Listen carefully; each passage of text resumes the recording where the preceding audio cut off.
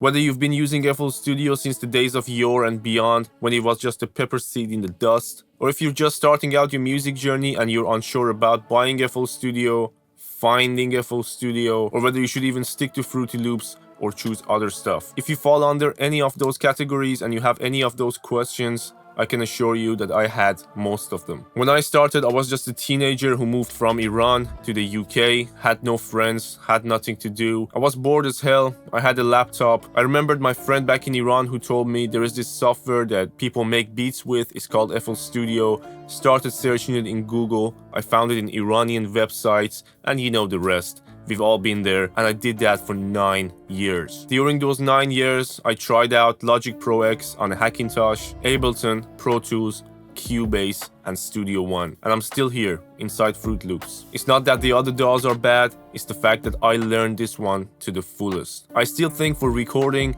and for mixing, there are better options. But for production and making beats, this is unrivaled to me. So here's the main question of the video. Is it worth getting FL Studio 21, or should you stick with whatever you've been doing since the days of yore? I purchased FL Studio 21 at the start of 2023. There was a nice offer on it. I got the producer edition for £120 and I haven't regretted it so far. So to answer the question in the shortest way possible, yes, I think it's worth it. And boy, it would be great if I could end the video right there.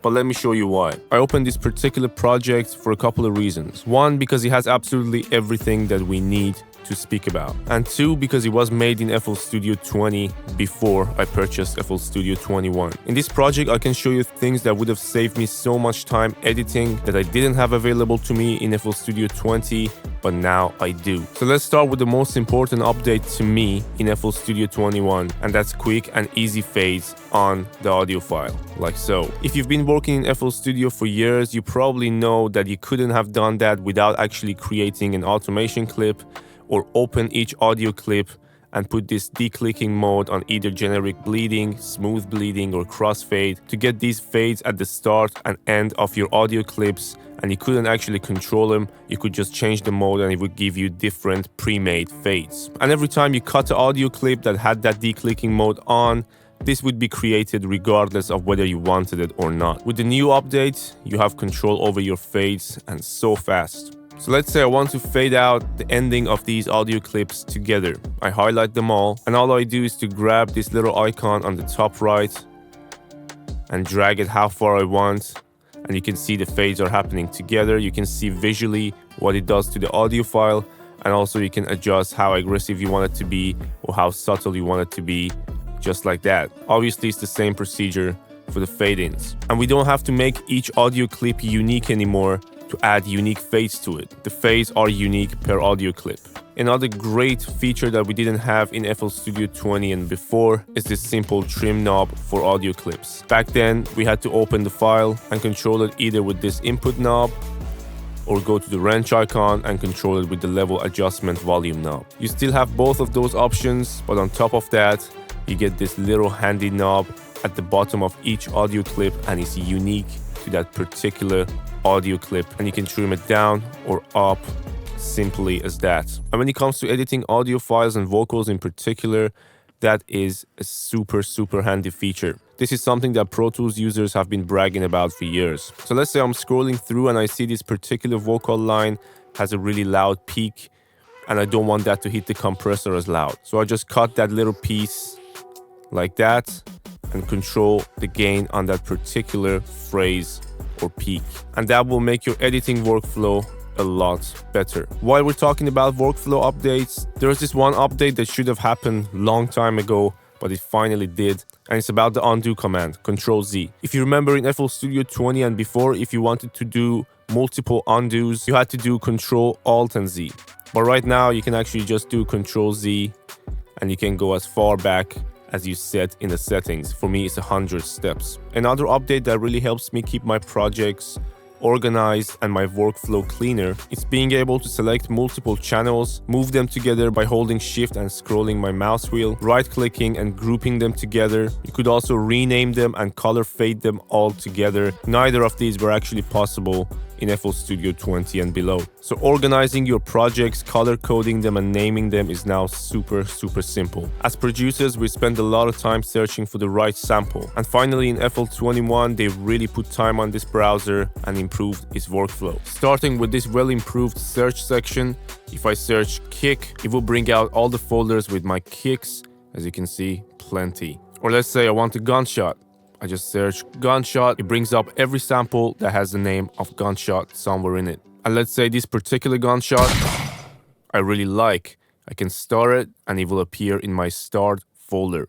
Just like that. Another thing that was super annoying in previous versions was the fact that if you played a melody or a sample that was longer than a few seconds, it would stop right in between. But right now, it keeps going.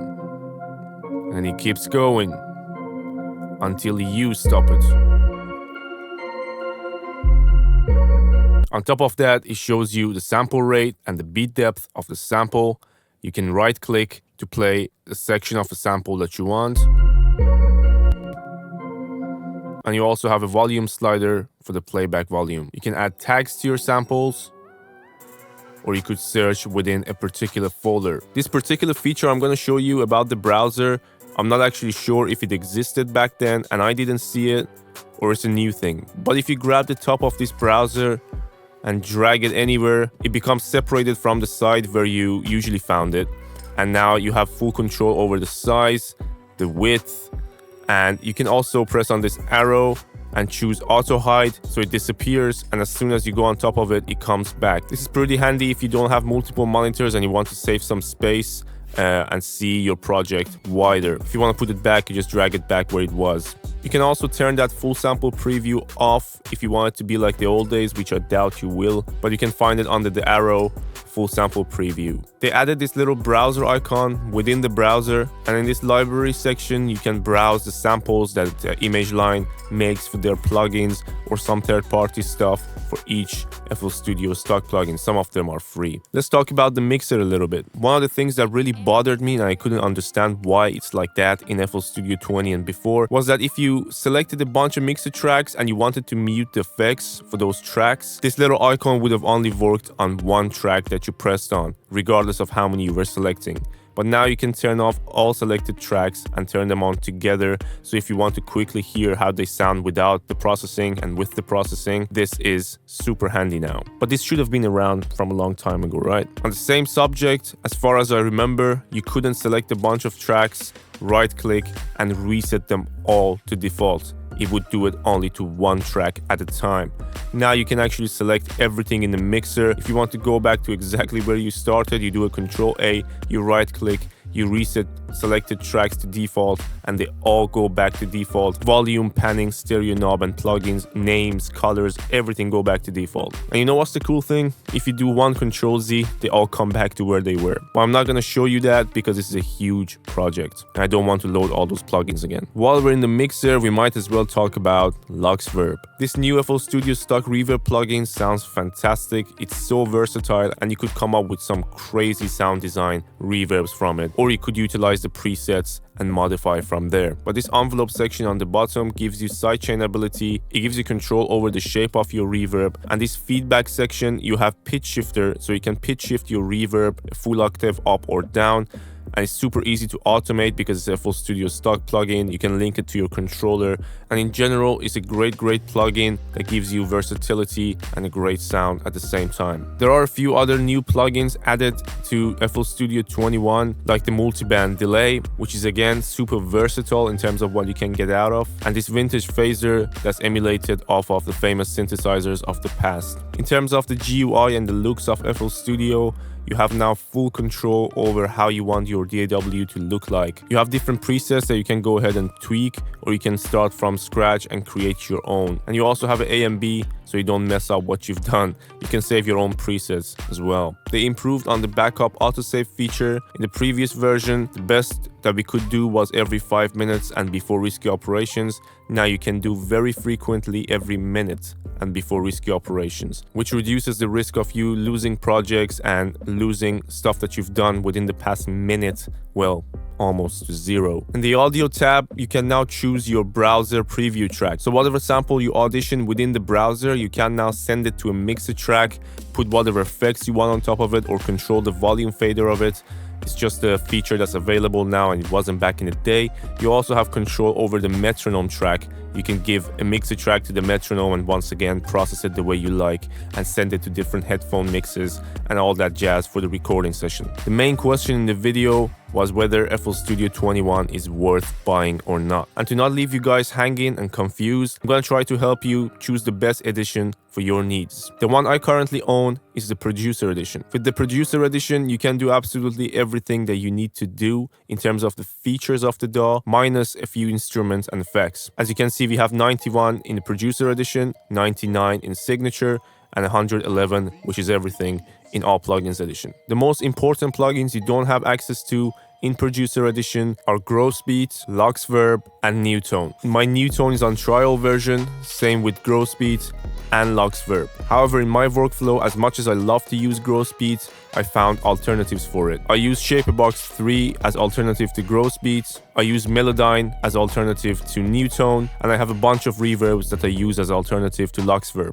However, if you do want to use these guys within the Producer Edition, there are things that you can do. In Newtone, when you're done doing your things, you can't drag and drop your audio to the playlist if you're on trial version, but you can record it back in using Edison and getting rid of the plugin. In terms of Gross Beat, once again, do the things that you need to do and then consolidate that track to get the audio file and then get rid of the plugin. The same exact scenario with Lux Verb. But if you do save your project with these plugins on any of the mixer tracks, when you open them back up, you won't see the plugin loaded. So if you do have the budget and you do want to use those plugins without limitations, get the Signature bundle. But if you are struggling at the moment, Producer Edition will do you just fine. All Plugins Edition for me is just pushing it. To wrap up the video, I want to share another experience with you. Around 5 months ago, when I just purchased FL Studio 21, at the start I was super excited and I thought it's gonna change my workflow drastically. After a couple of days, I was a little bit disappointed because I thought,